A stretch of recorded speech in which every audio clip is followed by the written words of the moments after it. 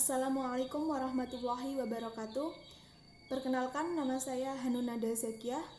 Di sini saya dari kelompok 7 Nasrawi Thohir dan saya akan mempresentasikan hasil resumen saya ketika mengikuti PAB UKM UKI Ulinuha beberapa minggu yang lalu. Yang pertama adalah materi tentang keukian atau sejarah UKM UKI Ulinuha.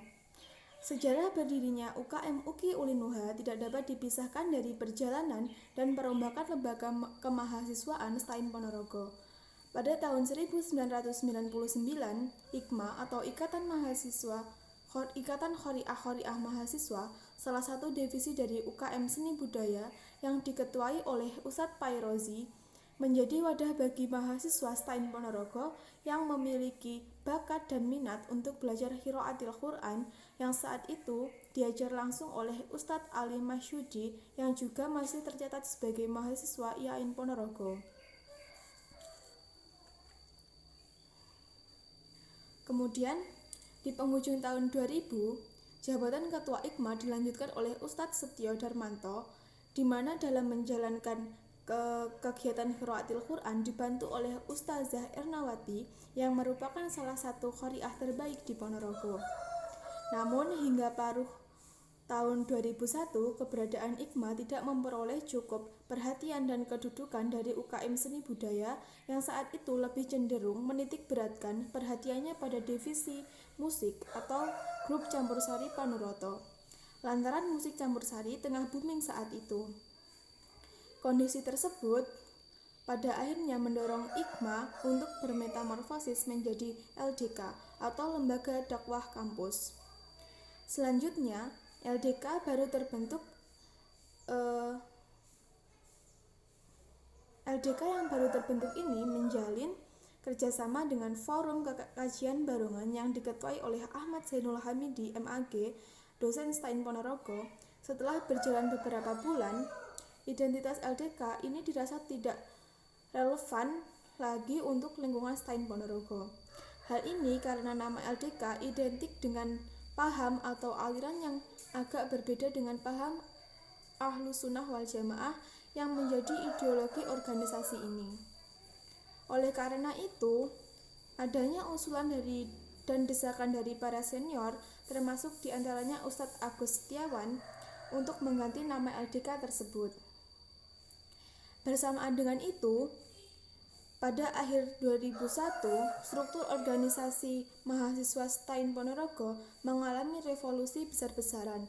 Model senat dikehendaki beralih bentuk menjadi BEM yang saat itu sedang marak-maraknya.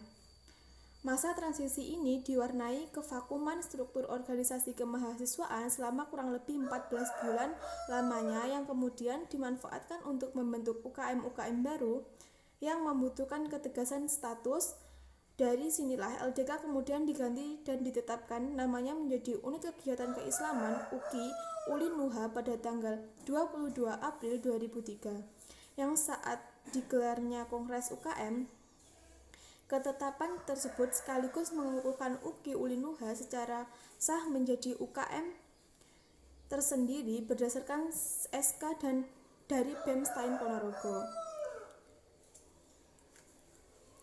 Jadi dapat disimpulkan bahwa pada tahun 1999 UKM UKI Ulinuha masih bergabung dengan SEIA dengan nama IKMA. Pada tahun 2001 menjadi Lembaga Dakwah Kampus dan tahun 2003 baru sah menjadi UKM tersendiri dengan nama UKI Ulinuha pada tanggal 23 April 2003 lebih tepatnya. Materi yang kedua adalah tentang aswaja. Di sini aswaja menjadi tatanan hidup dan organ dalam kehidupan kita. Aswaja tidak hanya di NU, tetapi ada juga di golongan lain selain NU. Bukan lahir di Indonesia, lahir pada zaman setelah Nabi. Ahlus Sunnah wal Jamaah itu terdiri dari 3 kata, yaitu atau ahlun yang artinya keluarga, sunnah yang artinya kebiasaan, dan jamaah yang artinya kelompok. Jadi dapat disimpulkan menjadi suatu kelompok atau golongan yang senantiasa berkomitmen pada Nabi Muhammad SAW.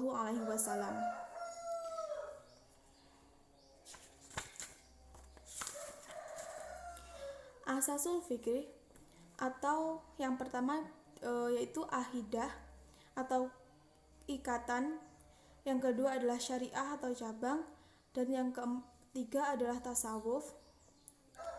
Akidah ini berdasarkan pada Asy'ari dan Al-Maturidi. Syariah berdasarkan pada imam mazhab, yaitu lebih tepatnya imam mazhab Hambali. Dan tasawuf artinya kebersihan di dalam hati. Manhasul fikir sebagai landasan pemahaman keyakinan tauhid, 2 sebagai pengalaman ubudiyah, 3 sebagai perkembangan zaman. 4 pilar aswaja yaitu toleran atau tasamuh, keadilan atau ta'adul, seimbang atau tawazun, moderat atau tawasud.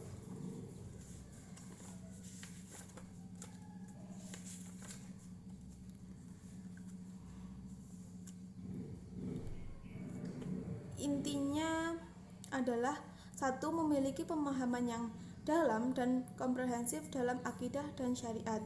2. Memiliki akhlak yang baik terhadap semua. Dan yang ketiga adalah menaruh cinta dan semangat akan ilmu pengetahuan. Cara membedakan aswaja yang asli dengan aswaja yang palsu adalah selama masih menganut ajaran Nabi Muhammad SAW, maka insya Allah ajaran tersebut adalah aswaja yang asli. Dan materi yang ketiga adalah tentang keorganisasian dan juga kepemimpinan. Organisasi adalah sebuah perkumpulan atau sebuah kelompok untuk mencapai tujuan tertentu. Jadi dalam suatu kelompok tersebut mempunyai tujuan atau visi yang sama yang ingin diwujudkan oleh masing-masing anggota, dan memiliki ciri-ciri antara lain adalah mempunyai anggota. Jelas di sini suatu kelompok atau perkumpulan pasti memiliki anggota. Yang kedua, memiliki identitas, biasanya berbentuk nama atau sebuah lambang. Yang ketiga adalah pimpinan atau ketua.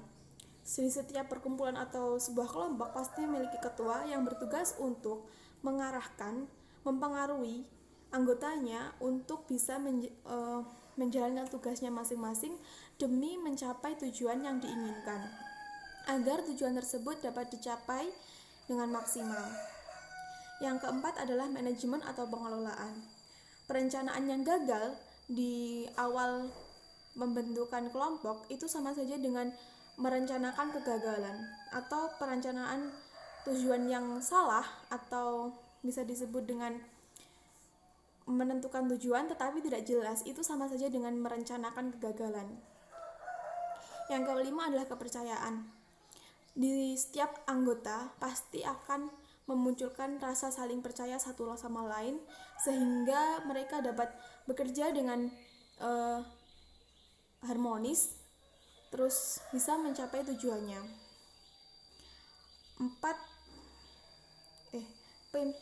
Di sini ada kriteria menjadi pemimpin yang efektif, yaitu faktor genetika. Jadi seseorang itu bisa saja terlahir dengan faktor genetika yang dia itu memang mempunyai naluri untuk menjadi seorang pemimpin. Dari kecil dia memiliki ciri-ciri untuk bisa bersosialisasi yang baik dengan sekitarnya, memiliki pemikiran yang luas, dan juga bisa beradaptasi dengan mudah dengan lingkungan. Yang kedua adalah pengembangan, atau bisa saja diberi kesempatan. Jadi meskipun dia lahir dengan genetika yang tidak mencontohkan seorang kepemimpinan, tapi ketika dia diberi kesempatan untuk bisa mengasah kemampuan yang ada dalam dirinya, maka dia bisa saja menjadi seorang pemimpin. Yang ketiga adalah pendidikan dan juga pelatihan. Melalui pendidikan dan juga pelatihan yang tepat, itu dapat meningkatkan naluri untuk menjadi seorang pemimpin. Jadi dapat disimpulkan dari ketiga materi yang telah saya resum, di dalam UKM Mukti Ulin Nuha kita bisa belajar tentang banyak hal, terutama tentang keorganisasian, kepemimpinan, dan juga kita dapat mengasah bakat dan juga minat kita di dalamnya.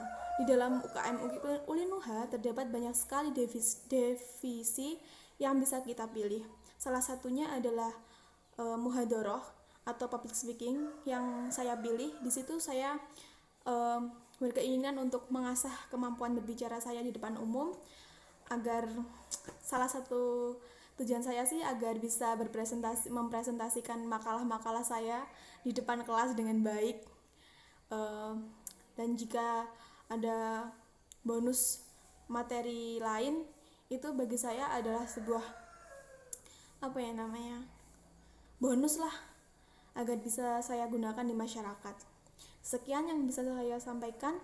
Ada kurang lebihnya saya mohon maaf. Wassalamualaikum warahmatullahi wabarakatuh.